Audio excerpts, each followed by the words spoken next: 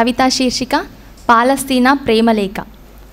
ఆకాశంలో చందమామను కాదు, నా నేల నెత్తుటి ప్రతిబింబాన్ని చూస్తూ రాస్తున్న ప్రేమలేఖ. హమాస్ ఆయుధంలో కన్నీళ్ల సిరాను నింపి కూలుతున్న కలల కాగితంపై రాస్తున్న ప్రేమలేఖ. గతం నీకు గుర్తుంటే నా గుండె పగిలిన ప్రతిసారి నీ ప్రేమ కోసం ఒక ప్రేమలేఖ రాశాను, మళ్ళీ రాస్తున్నాను. ఇక్కడ నేనే కాదు, ఎవరూ క్షేమంగా లేరు. శత్రువు బలవంతపు ఆక్రమణ కౌగిలి రోజు రోజుకు ఇంకా బిగుసుకుపోతుంది. ఊపిరి పీల్చుకుందామనుకున్న ప్రతిసారి ఇక్కడి నేల వేల ప్రాణాల్ని బలికోరుతుంది. కళ్ళు తెరిచి ప్రపంచాన్ని చూడని పసిపాపలు ఇక్కడ ప్రపంచ యుద్ధాన్ని చేస్తున్నారు. అమ్మ స్తన్యం చూడని లేత పెదాలు ఇక్కడ చావు స్తన్యాన్ని ముద్దాడుతున్నాయి. శత్రువు తుపాకుల శబ్దాలతో పసిపాపల చెవుల దగ్గర లాలిపాటలు పాడుతున్నాడు.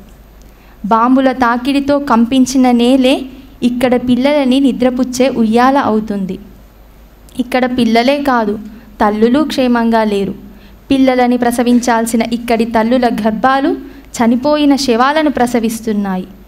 ఎదిగిన కొడుకు తుపాకీ పట్టుకొని దేశానికి రేపటిని హామీ ఇచ్చి యుద్ధానికి వెళ్తే శ్మశానానికే తప్పకుండా తిరిగి వస్తాడని ఇక్కడి తల్లుల కన్నీళ్లు చివరి చూపుల కోసం ఎదురు చూస్తున్నాయి. ప్రియమైన ప్రపంచమా, సరిహద్దులు లేని ప్రపంచం కోసం నేను రాసిన ఈ ప్రేమలేఖని నీ చేతికి చేరకముందే ఇక్కడ సరిహద్దుల దగ్గర నా బిడ్డలు వదిలిన చివరి శ్వాసలు వేలల్లో నా గుండెకు చేరుతున్నాయి.